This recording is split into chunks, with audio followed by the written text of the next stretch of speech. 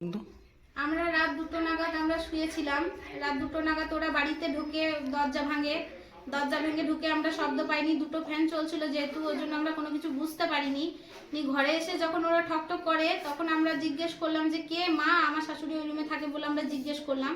ওরা হিন্দিতে মিথ্যা কথা বলেছে যে পেটে বাজছে। আমরা ভাবলাম আমার ভাসুর পেটে বলে আমরা খুলেও দিয়েছি, আমরা তো জিজ্ঞেস করিনি।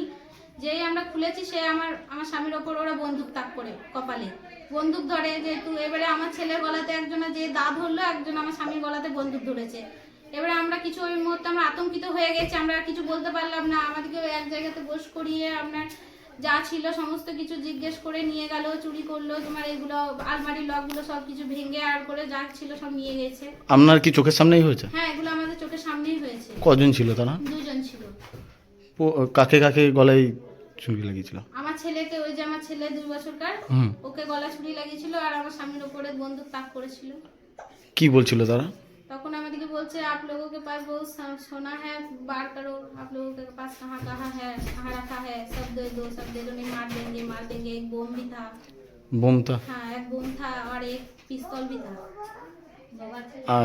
আর কাউকে কি মারধর করেছে আপনার স্বামীকে? মারধর করেনি। আমার স্বামীকে যখন দরজা খুলছিল তখন ওই দুবারই দিয়েছে আর বন্দুক তাক করেছে। কি দিয়ে মেরেছে? একটা লাঠি ছিল বড়। তাদের কাছে অস্ত্র বলতে কি কি ছিল? সব অস্ত্র বলতে একটা কেদে ছিল, একটা চাকু ছিল আর একটা বোম ছিল আর একটা পিস্তল। কি চুরি হয়েছে আপনাদের? চুরি হয়েছে বলতে 2 বস্তা কাঁসার বাসনপত্র চুরি হয়েছে। আমার ছেলের হাতের পায়ের এগুলো সব কিছু চুরি হয়েছে। আমার শাশুড়ির কানে, সোনার কানে চুরি হয়েছে, হাতের চুরি হয়েছে। 10,000 টাকা পড়া ছিল পয়সা, ওগুলো চুরি হয়েছে। জমি রেজিস্ট্রি করার জন্য রেখেছিলাম, ওইসব পয়সা চুরি হয়েছে। তারপরে 2টো ফোন চুরি হয়েছে। তো তারা ওরা এসেছিল তখন, আর যখন ওরা আসে তখন 2টো 10-20 হবে এরকম টাইম। ফোন ছিল না বলে দেখতে পাইনি, কিন্তু 2টো 10-20 হবে। 2টো 10-20 রেখেছিল আমাদের এই ঘরে বন্দি করে রেখে দিয়েছিল। আর ওনারা কোথায় নিয়েছে জিনিসপত্রগুলো? জিনিসপত্রগুলো এই ঘরেও নিয়েছে আর আসলে এই ঘরে দেখা যায়। আমার শাশুড়ির ওই বাড়িতে নিয়েছে।